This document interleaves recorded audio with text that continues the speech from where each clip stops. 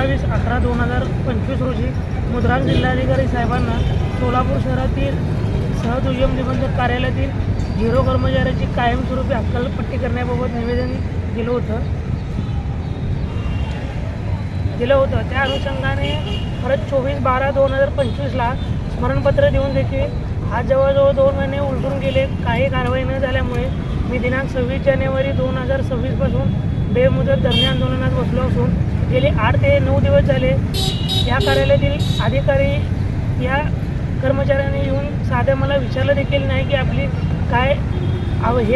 मागणी आहे. त्या अनुषंगाने आपल्या चॅनलच्या माध्यमातून मी अजून एकदा सांगू इच्छितो की उद्या मी अजून एक स्मरणपत्र देणार आहे आणि या स्मरणपत्राच्या आधारे जर कारवाई झाली नाही तर पुणे येथील महानिरीक्षक मुद्रांक कार्यालयात मी